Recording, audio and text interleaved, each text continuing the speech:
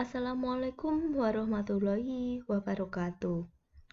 Semoga kita senantiasa diberikan kesehatan. Pada minggu ini, kita akan belajar tentang pengambilan keputusan dengan materi sebagai berikut. Dalam membuat program, seringkali kita menjumpai pengambilan keputusan. Sistemnya menggunakan pengambilan keputusan, contohnya ketika kita menggunakan media sosial maupun email.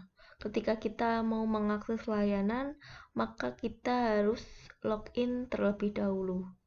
Di sini, user diminta untuk memasukkan username dan password. Jika username dan password yang diinputkan oleh user sesuai dengan username dan password yang ada di database, maka user tersebut sukses login. Namun jika salah, maka user gagal login. Dalam contoh sehari-hari pun, pengambilan keputusan seringkali kita temui. Misalkan setelah lulus dari SMA atau SMK, ada pertanyaan, apakah melanjutkan kuliah? Jika jawabannya ya, maka yang dilakukan adalah mendaftar ke tempat perkuliahan. Contoh lagi, di AKN Pacitan, jika nilai di bawah 56,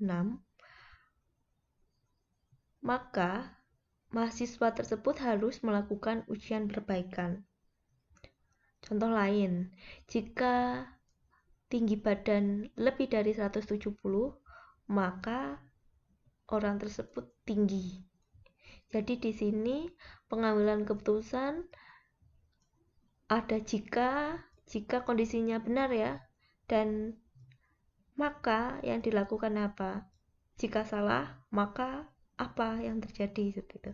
Jadi ada jika dan maka. Berikut jenis pengambilan keputusan yang biasa dipakai dalam SI. Yang akan kita bahas pertama kali adalah pernyataan if. If akan menguji suatu kondisi jika bernilai true atau false. Jika nilainya true, maka pernyataan yang mengikuti if akan dijalankan. Jika false, maka pernyataan yang mengikuti if akan diabaikan. Jadi di sini hanya satu saja ya ini pengejangannya. If kondisinya ini kalau dari contoh di atas tadi, apakah nilai kurang dari 56 atau tinggi lebih dari 170, itu kondisinya. Jadi kondisinya diletakkan di dalam tanda kurung. Lalu diikuti dengan pernyataan. Jadi di sini pernyataan ini akan dijalankan jika kondisinya bernilai true. Kalau di sini kondisinya false, maka ini tidak akan dijalankan. Jika pernyataan yang mengikuti if hanya satu baris saja, penggunaan tanda kurung kural buka dan kurung kural tutup ini sifatnya opsional, boleh dikasih ataupun tidak. Namun jika pernyataan yang mengikuti if lebih dari satu baris, maka penggunaan tanda kurung kural buka dan kurung kural tutup di sini sifatnya wajib. Jika misalkan pernyataannya ada pernyataan 1 dan pernyataan 2, berarti di sini kurung kural buka dan tutupnya juga wajib dikasih. Pokoknya lebih dari satu baris wajib dikasih kurung kural buka dan kurung kural tutup. Berikut adalah flowchart untuk memperjelas pernyataan if. Jadi di sini ada kondisi yang akan dicek kebenarannya. Jika benar, yang dijalankan adalah pernyataan. Jika salah, maka dia akan memproses proses selanjutnya tanpa menjalankan pernyataan ini ya, karena kalau salah dia langsung ke bawah ini panahnya. Tapi kalau benar panahnya ke kanan, ini dijalankan. lalu baru menjalankan proses selanjutnya. Berikut adalah contoh program penggunaan if. Jadi di sini ada suatu pengecekan. Di sini terdapat variabel nilai yang di-assignmentkan nilai 55. Variabel nilai ini tipe datanya adalah integer. Berarti variabel nilai menampung nilai dari bilangan bulat. Jadi 55 akan disimpan ke variabel nilai.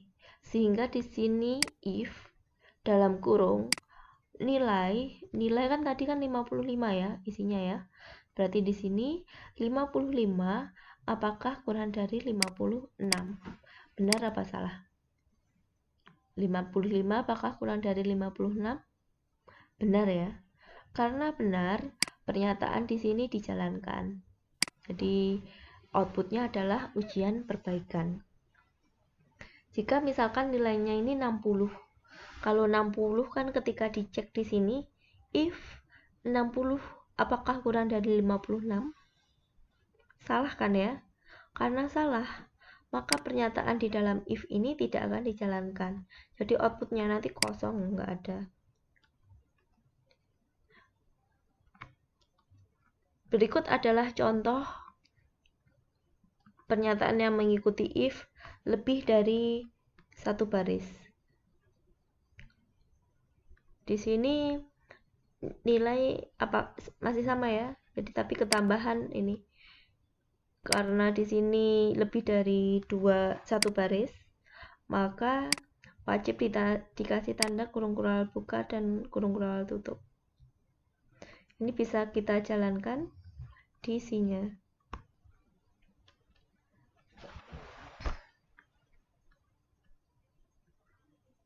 Saya tab biar jelas. Lalu ini saya tab lagi.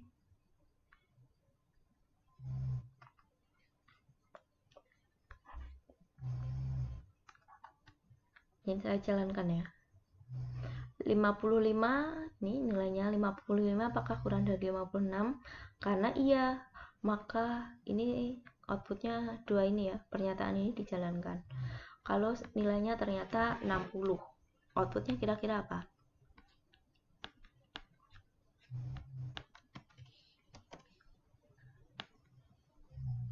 Kosong ya.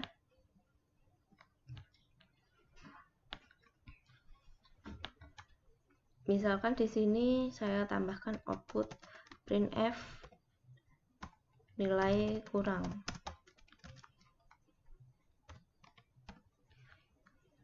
Berarti kalau nilainya 50, outputnya adalah ini ya, ada tambahan ya, ujian perbaikan nilai kurang nilai 50. Ini tadi biar ke bawah nilai kurangnya berarti dikasih /n. Kalau ini saya taruh di bawah sini.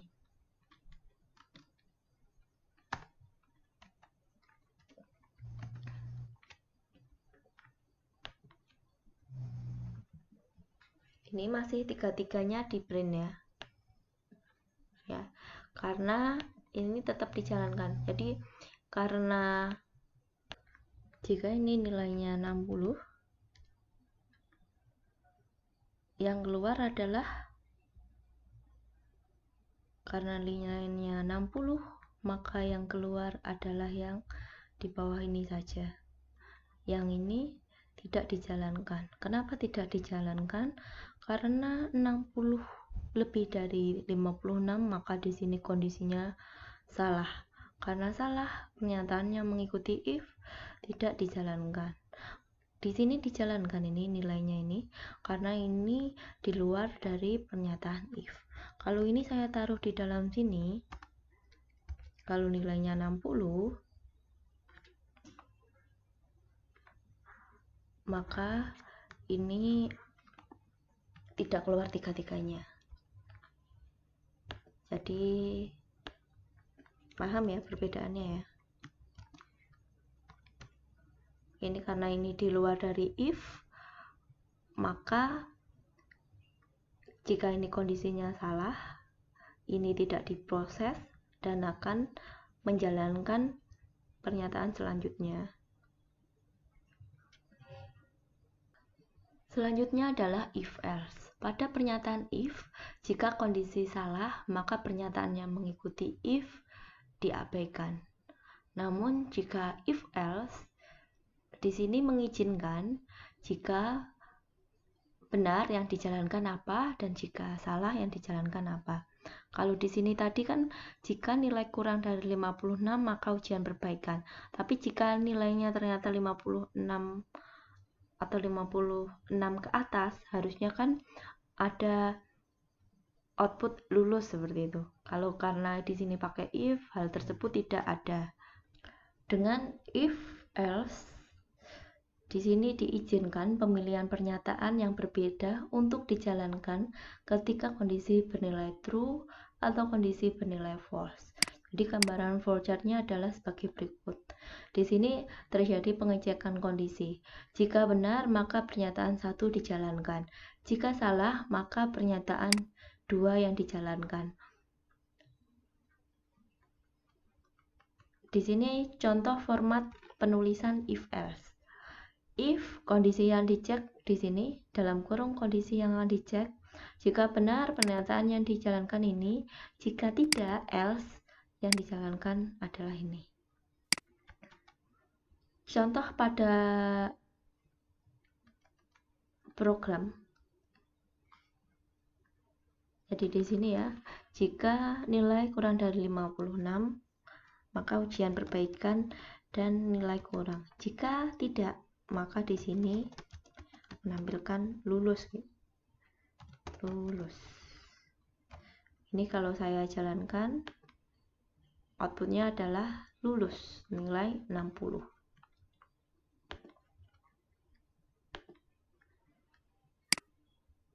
Apabila pernyataan yang mengikuti if atau else lebih dari satu pernyataan, seperti tadi ya, ini wajib dikasih kurung kurawal buka dan kurung kurawal tutup. Begitu juga ini.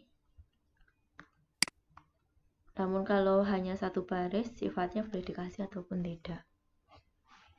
Ini contoh lain, misalkan jika nilai lebih besar dari 56, maka dia lulus. Jika tidak, maka ujian perbaikan. Selanjutnya adalah pernyataan else if. Else if digunakan apabila memiliki banyak opsi atau beberapa kondisi. Contoh persoalan menggunakan else if yaitu jika nilai mahasiswa lebih besar daripada 90, maka nilai huruf adalah A. Jika nilai mahasiswa lebih besar daripada 80, maka nilai huruf adalah B.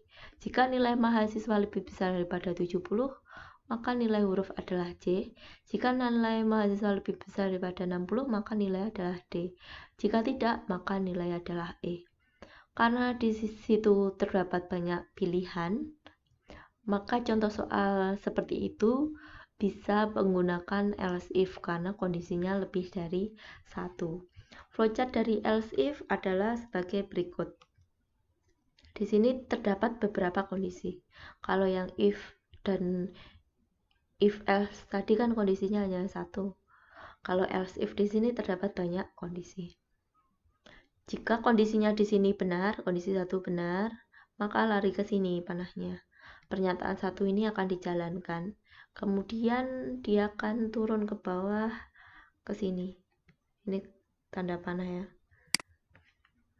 Ke sini dan akan menjalankan proses selanjutnya tanpa menjalankan yang ini. Kalau di sini kondisinya sudah benar ya, langsung ke sini menjalankan pernyataan 1 terus ke bawah sini.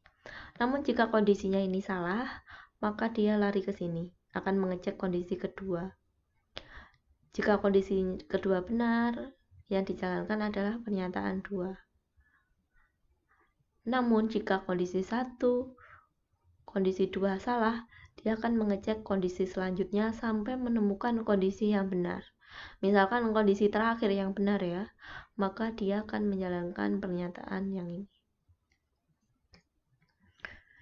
Jika ternyata kondisi 1, kondisi 2, kondisi sampai kondisi ke N salah semua, maka tidak ada pernyataan yang dijalankan, dia akan keluar.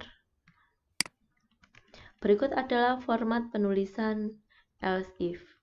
Ini berlaku jika pernyataannya hanya satu baris.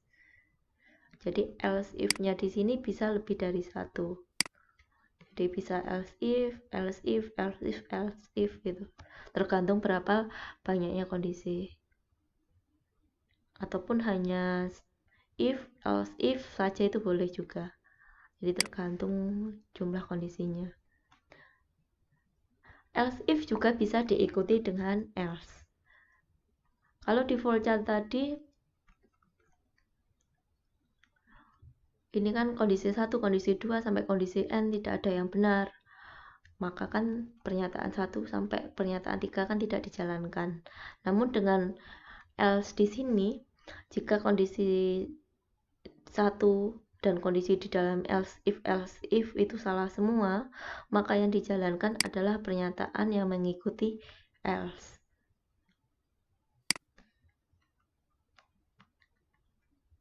Apabila pernyataan yang mengikuti if atau else lebih dari satu pernyataan, maka wajib diikuti dengan tanda kurung kurawal seperti sebelumnya tadi ya.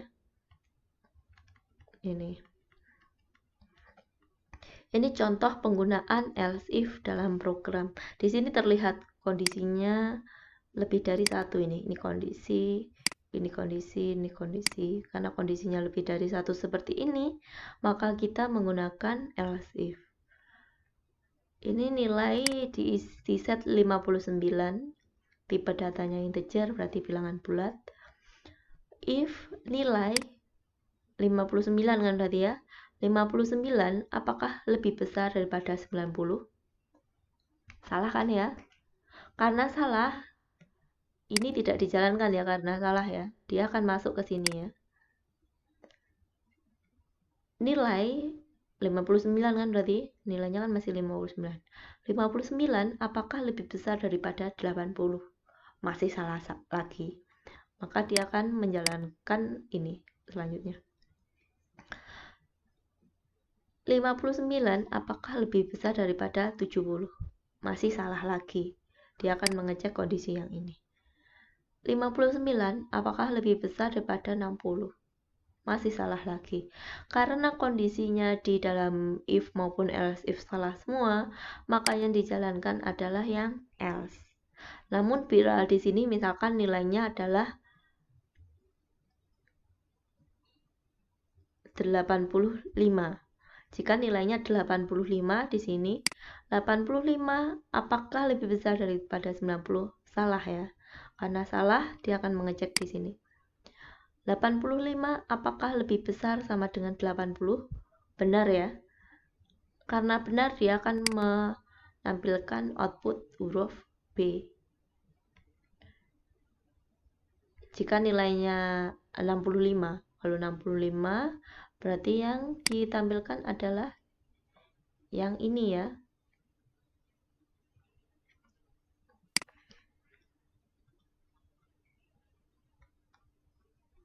Lalu juga ada contoh di sini. Jadi di sini ada penggunaan contoh yang mana tadi? Ini. Nilai sama dengan 15. Di sini ada if 2 ya ini ya. Kira-kira outputnya apa? Oh, sudah keluar ya contoh jawabannya di bawah ya. Outputnya ini 2 ya. Nilai lebih besar daripada 5, nilai lebih besar daripada 10.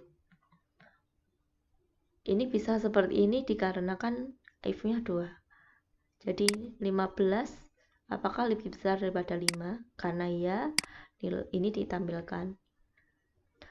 Ternyata ketemu if lagi. 15 apakah lebih besar daripada 10? True juga, maka ini ditampilkan. Namun apabila di sini ini ya tadi ya, if ini saya ganti ya, if-nya ini saya tambah else ya, ini di bawahnya ya. Ini bedanya, ini sama programnya, cuma ketambahan else ini. Yang ini kan nggak ada else-nya. Jadi di sini nilai 15, nilai apakah 15 apakah lebih besar daripada 5? True ya. Karena true ini ditampilkan. Karena di sini pakai else if, maka kalau sudah ketemu true, else kondisi-kondisi selanjutnya ini tidak akan dijalankan. Karena ini sudah ketemu benar di sini. Jadi sudah di break di sini, sudah berhenti. Yang else if kondisi lainnya itu tidak akan dijalankan. Tapi kalau ini pakai if ini kan memulai pengambilan keputusan baru ya. Jadi di sini dicek lagi. Selanjutnya adalah kondisi dan operator relasi. Pernyataan kondisi yang ada pada pemilihan keputusan memiliki nilai benar atau salah. Kondisi dibentuk oleh suatu operator kondisi yang digabung dengan operator logika. Berikut adalah macam-macam operator relasi. Kalau sama dengan kalau sama dengan ya, tanda duanya sama dengan ya. Di sini akan membandingkan dua buah. Tapi kalau sama dengannya 1, itu akan memberikan nilai. Kayak nilai sama dengan 50. Berarti di sini terjadi proses assignment. Berbeda kalau sama dengannya 2. Kalau sama dengannya 2 berarti membandingkan. Kalau ini seperti matematika dulu waktu SMA ya. Kurang dari sama dengan, ini kurang dari sama dengan, lebih besar sama dengan, tidak sama dengan. Jadi kalau apakah 6 tidak sama dengan 5, benar apa salah? Benar ya. Tapi 6 apakah tidak sama dengan 6? Itu salah. Kalau di sini kan 6 apakah sama dengan 6? Kan benar. Jadi yang perlu diperhatikan ini. Ini contoh penggunaannya. 1 apakah lebih besar daripada 2? Salah. 1 apakah kurang dari 2? Benar. 1 apakah sama dengan 1? Benar. A apakah kurang B? Ini benar, karena kode ASCII untuk karakter A itu kurang dari kode ASCII untuk karakter B. Untuk kode ASCII karakter huruf A dan huruf lain bisa di searching sendiri di Google, nanti akan keluar angkanya. Ini char apakah sama dengan A? Ini nilainya kan true jika nilai dari variabel char itu adalah huruf A. Kalau selain A maka salah. Lalu bedanya apa di sini? Tanda kurang dari sama dengan dan ini kan ada kurangnya, ini tidak ada ya ini ya. Kebalik, ini kan gak ada tanda sama dengannya, ini ada. Ini contoh 10 apakah kurang dari sama dengan 10? Ini jawabannya benar ya, tapi ketika 10 apakah kurang dari 10 ini salah. Jadi karena ini ada sama dengannya, karena ini 10 sama dengan 10 maka benar. Tapi ketika tidak ada sama dengannya di sini, maka ini nilainya salah. Begitu juga dengan tanda yang tadi ya. 11 apakah kurang dari sama dengan 11? Ini nilainya benar. Tapi ketika 11 apakah lebih besar daripada 11? Maka nilainya salah. Ini pun 12 apakah lebih besar sama dengan 11? Nilainya benar. Jadi ini berlaku jika seperti ini benar, yang ini, yang bawah ini salah. Jadi kalau ada sama dengannya kan, kalau nilainya sama itu benar, kalau lebih dari pun juga benar. Selanjutnya adalah operator logika. Operator logika digunakan untuk menghubungkan ekspresi relasi. Berikut adalah macam-macam operator logika. Dari sini ada tanda ini dan 2 ini adalah and, ini tanda lurus 2 ini or, atau yang ini tanda pentung adalah tidak, jadi nilainya kebalikannya. Kalau true jadi false, kalau false jadi true. Berikut adalah format pemakaian operator ini and dan or. Jadi di sini operan 1 operatornya ini, kalau nggak and ya or di sini, lalu operan 2. Kalau yang ini tanda pentung itu di sebelah kiri ya dari suatu variabel. Jadi di sini operan 1 ataupun operan 2 dapat berupa ekspresi relasi atau ekspresi logika. Hasil pernyataan bisa bernilai true ataupun false. Jadi kalau N itu sama dengan kalau kita disuruh orang tua kita beli gula dan kopi. Berarti kita harus membeli gula dan kopi. Tapi kalau kita diminta beli gula putih atau gula merah, berarti kalau kita membelikan gula putih itu kan boleh, atau kita membelikan gula merah itu juga boleh, atau beri kedua-duanya itu juga boleh. Tapi kalau dan beli gula putih dan gula merah, berarti kita harus membelikan dua-duanya. Jadi ini sama juga seperti itu. Di sini jika kita menggunakan OR, di sini operannya 1 ini nilainya true, operannya 2 ini juga true, maka nilainya adalah 1 atau benar. Jadi di OR di sini nilainya itu akan salah jika dua-duanya itu operan 1 dan operan 2 itu nilainya salah. Misalkan kita diminta untuk membeli gula merah atau gula pasir, itu nilainya akan salah jika kita tidak membeli kedua-keduanya. Itu akan bernilai 1 atau benar jika kita membeli salah satu atau dua-duanya. Namun kalau di N di sini nilainya akan menjadi 1 atau benar jika kita melakukan kedua-keduanya, yaitu operan 1 bernilai true dan operan 2 bernilai true. Jika tidak, jika salah satu saja, maka itu akan bernilai salah. Jadi kita diminta beli gula merah dan gula putih. Ternyata kita hanya beli gula merah, gula putihnya enggak. Harusnya kan kalau gula putihnya habis kan kita bisa beli di toko lain. Kita harus tetap beli dua-duanya. Itu kalau kita pakai AND operator.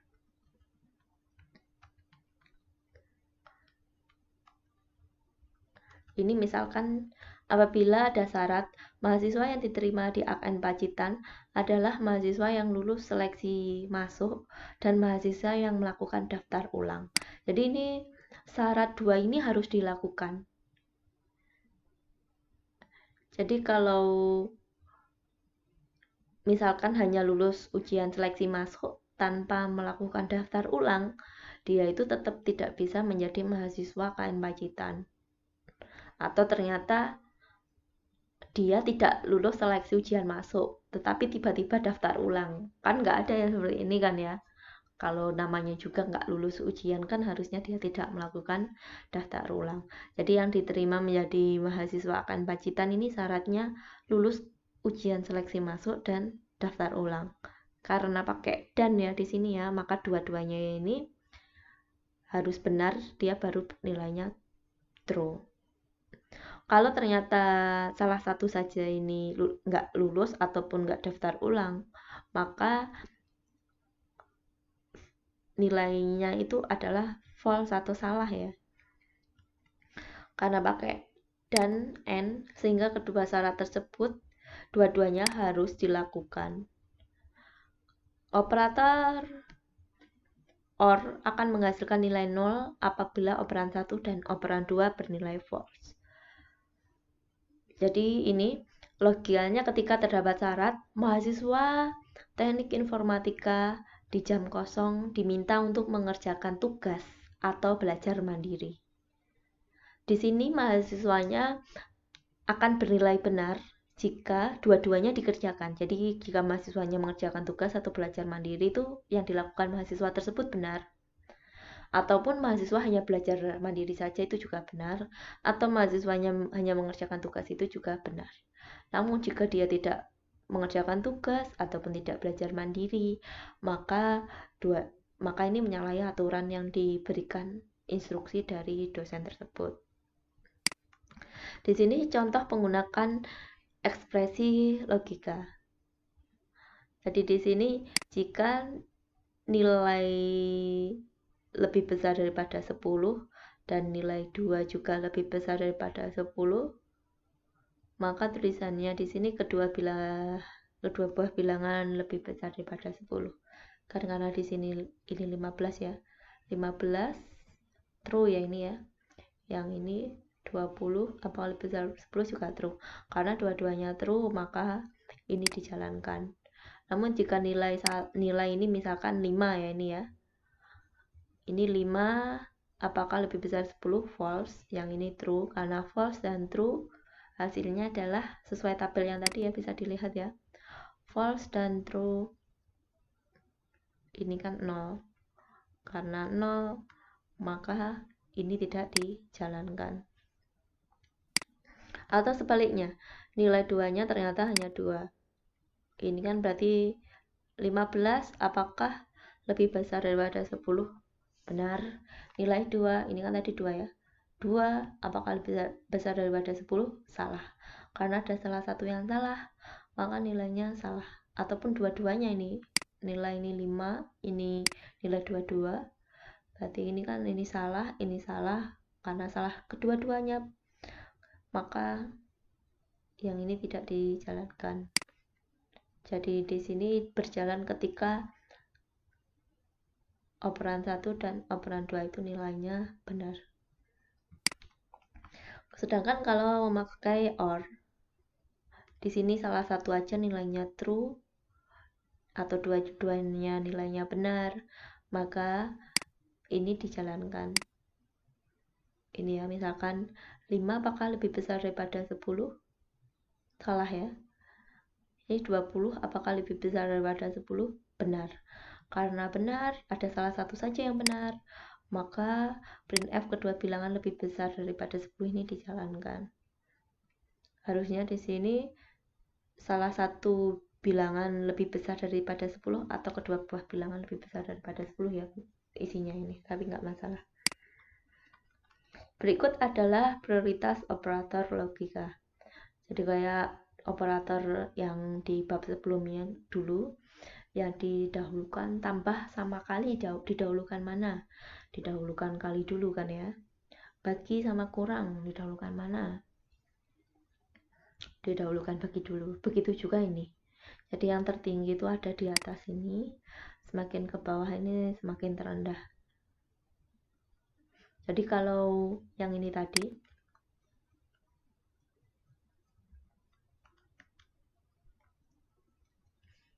ini ya, yang ini tadi ya. Ini yang dijalankan kan ini dulu tadi. Ini dulu kan.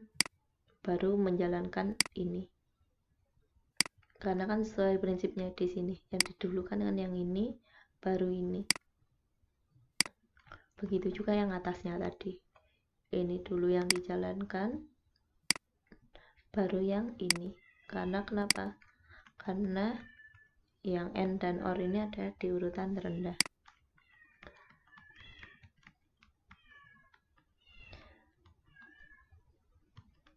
Oke, selanjutnya bisa dibaca sendiri nih contoh soalnya, dan jangan lupa dikerjakan tugasnya. Apabila ada kesulitan bisa ditanyakan melalui WA. Demikian materi yang saya berikan, ada kurang lebihnya saya minta maaf. Terima kasih atas perhatiannya. Wassalamualaikum warahmatullahi wabarakatuh.